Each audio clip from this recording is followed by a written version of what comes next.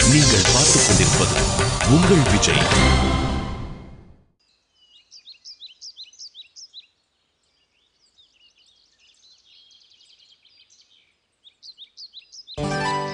இந்த சின்ன வயசுல நீ எடுத்திருக்கிற இந்த பெரிய முடிவுக்காக உன்னை எப்படி பாராட்டுறதுன்னே தெரியல ஷாலினி. பாராட்டெல்லாம் எதுக்கு டாக்டர்? பிளட் டெஸ்ட்ல இருந்து கிராஸ் மேட்ச் டெஸ்ட் வரைக்கும் எல்லா ஃபார்மாலிட்டி டெஸ்ட்டும் என்னோட ஒத்து போகணும். அப்பதானே என்னால கிட்னியை டொனேட் பண்ண முடியும். நீ கவலையே படாத ஷாலினி.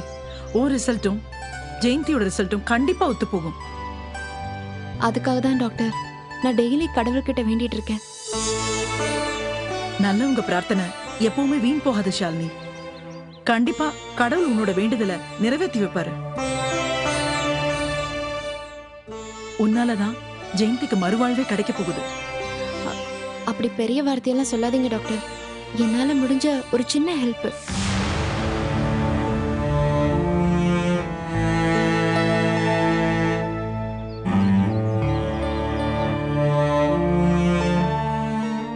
அம்மாவுக்கும் பொண்ணுக்கும் எவ்வளவு வித்தியாசம். என்ன டாக்டர் சொல்றீங்க? இல்ல, என்னதான் ஜெயந்தி நீ அம்மானு கூப்பிட்டாலும் அவங்க உன்னை வெறுக்கிறாங்க. அப்படி இருந்தும் அவங்களுக்கு நீ உதவி செய்யறல்ல, அதனாலதான் சொன்னேன்.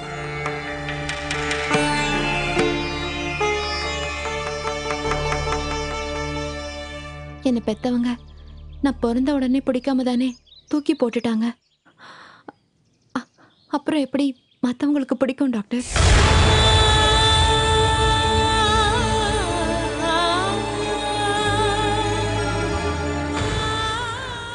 கிட்னி மட்டும் இல்ல, ஜெயந்தி அம்மாவுக்காக என் உயிரை கொடுக்கவும் நான் தயாரா இருக்கேன். நான் வாழ்றதுல ஒரு அர்த்தம் வேணும்ல.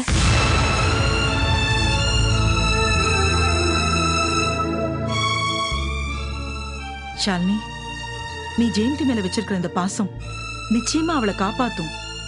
அது மட்டும் இல்லம்மா, உன்னோட நல்ல மனசுக்கு நீ கண்டிப்பா ஒரு நாள் உங்க அம்மா கூட சேருவ. நான் கிளம்புறேன் டாக்டர். சரி.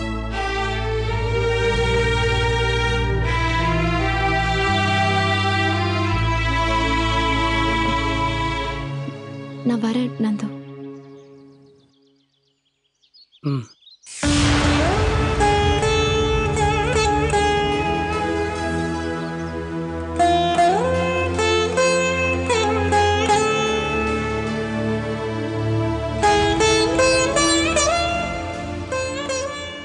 பாத்தியா நந்து, யாரோ ஒரு பொண்ணு தப்பு பண்ணிட்டான்னு உன் வாழ்க்கையை நீ கெடுத்துக்கிற.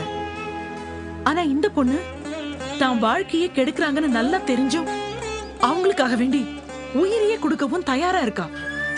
சின்ன சின்ன விஷயத்துக்காக கூட உயிருக்கு உயிரை பழகினவங்கள தூக்கி எறிகிற இந்த காலத்துல இவ எவ்வளவு பெரிய தியாகம் செய்யறான்னு பாத்தியா?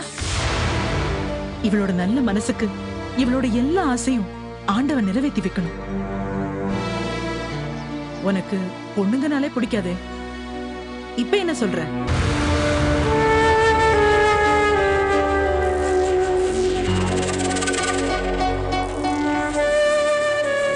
நந்து, கிளம்பலாமா?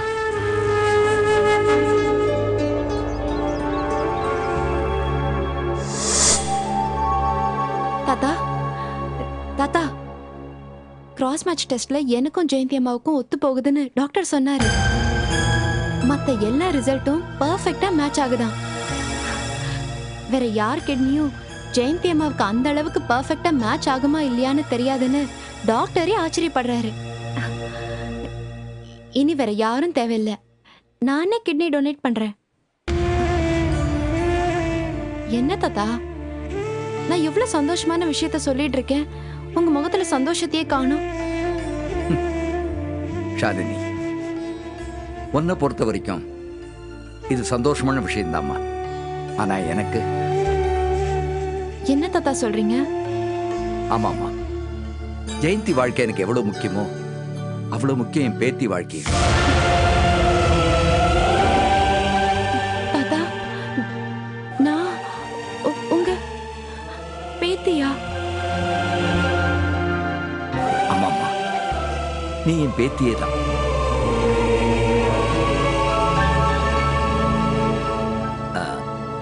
ஆமாம்மா, ஜெயந்தி நீ அம்மானு கூப்பிடுற, என்ன வாய் நிறைய தாத்தான்னு கூப்பிடுற. அப்படி இருக்கும்போது நீ எனக்கு பேத்தி தானம்மா. இதை பார் ஷாலினி, உனக்கு சின்ன வயசு, இன்னும் கல்யாணம் ஆகலை. அதனால உன்னோட எதிர்காலத்தை நினைச்சு யோசிச்சு முடிவிடு. நாம இன்னும் 2-3 நாள் வெயிட் பண்ணி பார்ப்போமே, வேற யாராவது டோனர்ஸ் வராங்களான்னு. வேணாம் தாத்தா, எனக்கு தான் எந்த பிரச்சனையும் இல்லையே, அப்புறம் ஏன் வெயிட் பண்ணணும்?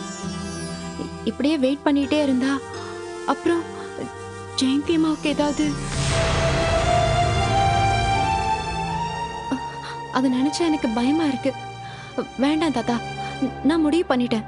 ஜெயந்தி அம்மாவுக்கு நான் தான் டோனர்.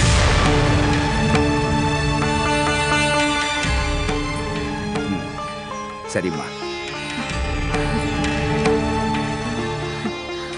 தாத்தா, லீகல் ஃபார்மாலிட்டிஸ் நிறைய இருக்கு, ஃபார்ம்ஸ் எல்லாம் சைன் பண்ணணும். அதனால நீங்களும் என் கூட வாங்க. ஷாலினி,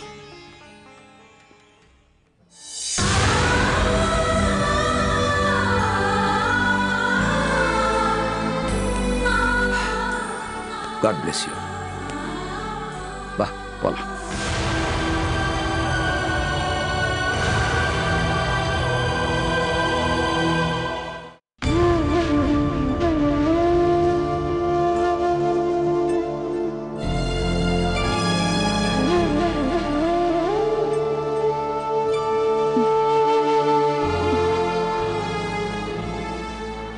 ஜெயந்தி, நீ இனிமே கவலைப்பட வேண்டாமா. உனக்கு கிட்னி டொனேட் பண்றதுக்கு ஒரு பொண்ணு முன்னு வந்திருக்கு.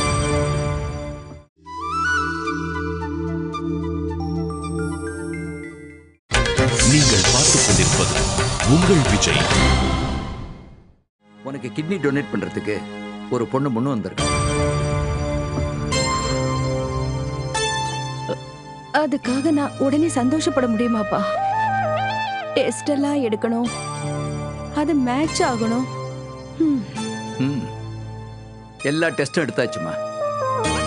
இந்த மாதிரி பர்ஃபெக்டா மேட்ச் ஆகுது ரொம்ப ரேர்னு டாக்டர்ஸே ஃபீல் பண்றாங்க.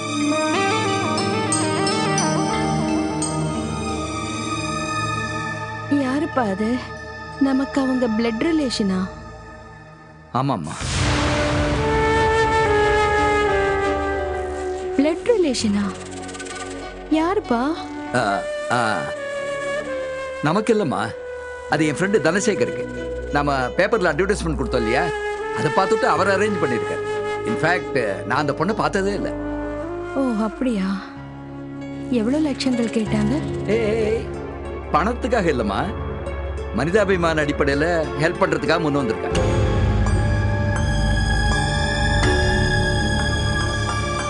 என்னப்பா அது? லட்சக்கணக்கான ரூபாய்க்கு கிட்னியை விற்கிற இந்த காலத்துல மனிதாபிமானத்துக்காக கிட்னியை கொடுக்கறாளா? இப்படியும் ஒரு பொண்ணா?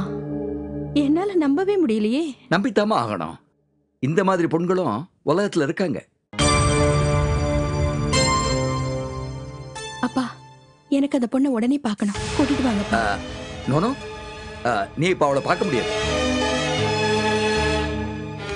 ஏன்? ஏன்னா அந்த பொண்ணு சில கண்டிஷன்ஸ் எல்லாம் போட்டிருக்கா. என்ன கண்டிஷன்ஸ்? அவ டொனேட் பண்ற விஷயம் யாருக்குமே தெரியக்கூடாதுன்னு சொல்லியிருக்கா. எனக்கு தெரியலாமேப்பா. முக்கியமா உனக்கு தான் தெரியக்கூடாதுன்னு சொல்லியிருக்காமா. ஏன்? ஏன்னா ஒருத்தருக்கு ஹெல்ப் பண்றது அந்த பர்சனுக்கு தெரிய வேண்டாம்னு ஃபீல் பண்ற. ஆனா ஒண்ணுமா, இவ்வளவு நல்ல பொண்ண நான் வாழ்க்கையில பார்த்ததே இல்லை.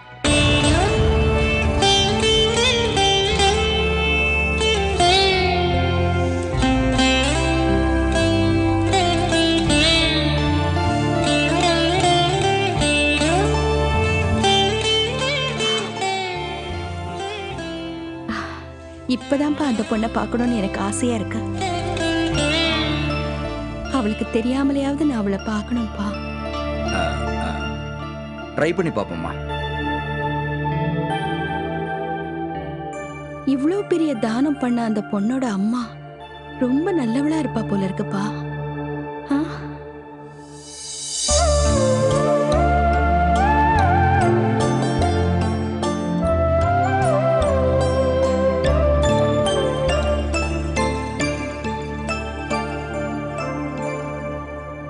அம்மா அம்மா எடுத்துக்கப்பா. நல்லபடியா போயிட்டு வா. சரி வரேன். ம்.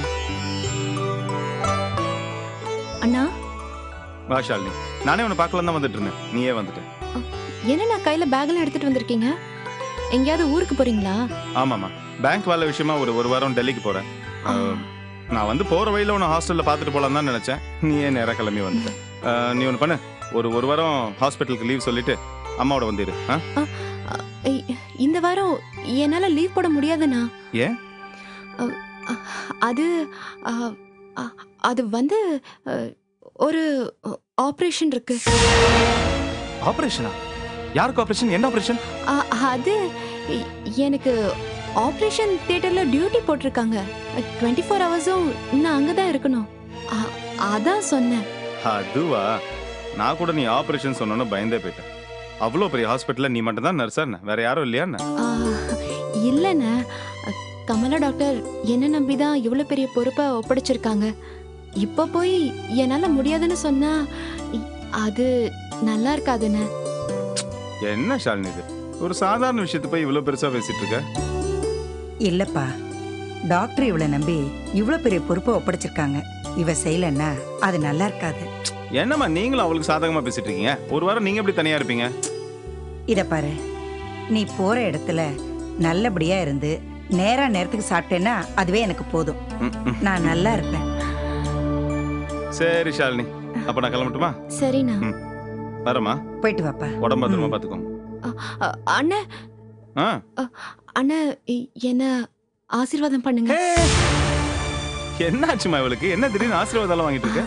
அண்ணா, ஃபர்ஸ்ட் டைம் நான் ஆபரேஷன் தியேட்டருக்கு போறேன்ல, அதான். ஷாலினி, உன் நல்ல மனசுக்கு நீ எங்க போனாலும் எப்பவுமே சந்தோஷமா தான் இருப்ப. வரேன். சரி வரமா?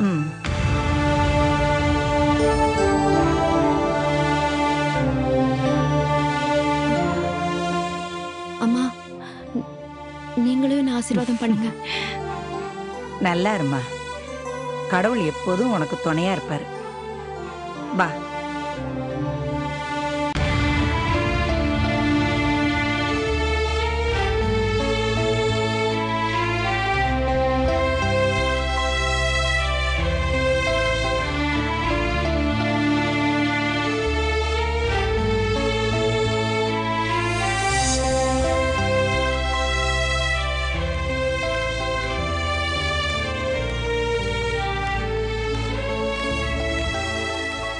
அப்பா, ஆமா ஷாலினி. இப்ப எப்படிப்பா இருக்காங்க? பரவாயில்லம்மா, உள்ள டயாலிசிஸ் நடந்துகிட்டு இருக்கு. இன்னும் 1 வீக்ல லீகல் ப்ரொசீஜர்லாம் முடிஞ்சிருமா. ஷாலினி, எனக்கு உன்னை நினைச்சா ரொம்ப பெருமையா இருக்குமா. ஜெயந்தி மறந்தும் கூட உனக்கு எந்த நல்லது நினைச்சதில்ல. ஜெயந்திக்கு உடம்பு சரியில்லைன்னு நீ பார்க்க வந்தப்போ கூட அவ உன்னை என்னென்னமோலாம் பேசினா. ஆனா அதையெல்லாம் மறந்துட்டு இப்படி ஒரு முடிவு எடுக்க உனக்கு எப்படிமா துணிச்சல் வந்தது? அம்மா இல்லாத வேதனைய நான் நிறைய அனுபவிச்சிருக்கேன். அப்படி ஒரு வேதனை அமலா அன்னைக்கு வரக்கூடாதுப்பா.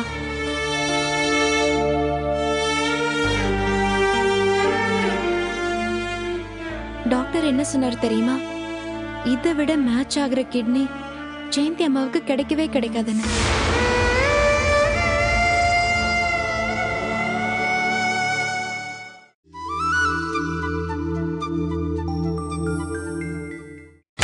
நீங்கள் பார்த்துக் கொண்டிருப்பது உங்கள் விஜய். நல்ல வேளை அண்ணன் இப்ப ஊர்ல இல்ல, டெல்லி போயிருக்காரு. அவர் வரத்துக்குள்ள இந்த ஆபரேஷன் நல்லபடியா முடியணும். இல்லம்மா, எதுக்கும் மகேஷ் கிட்ட ஒரு வார்த்தை சொல்லிட்டு செஞ்சா நல்லதுமா. முதல்ல ஆபரேஷன் நல்லபடியா நடக்கட்டும்பா. அதுக்கப்புறமா மகேஷ் எனக்கு எடுத்து சொல்லி நான் புரிய வச்சிடுறேன்.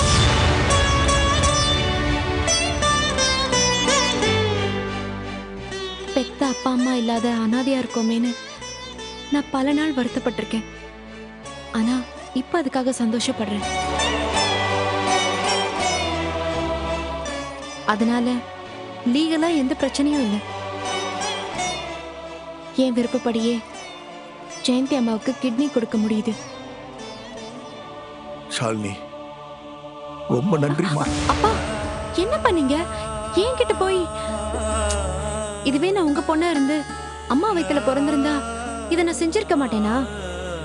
அப்பவும் நீங்க இப்படிதான் பண்ணுவீங்களா? இல்லம்மா, நான் வயசுல ரொம்ப பெரியவனா இருந்தாலும் மனசளவுல நீ ரொம்ப கோபுரமா உயர்ந்துட்ட. அப்பா, என்னம்மா? ஒரு முக்கியமான விஷயம். சொல்லுமா. நான் கிட்னி கொடுக்க போற விஷயம் எனக்கு, உங்களுக்கு, தாத்தா, நம்ம 3 பேரை தவிர வேற யாருக்கும் தெரிய வேண்டாம். அம்மாவுக்கும் அமலா அன்னைக்கும் தெரிஞ்சா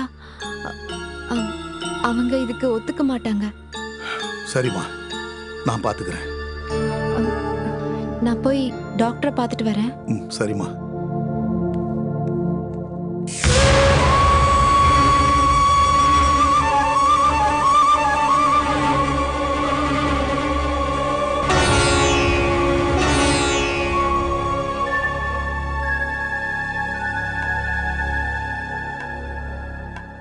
சாமி,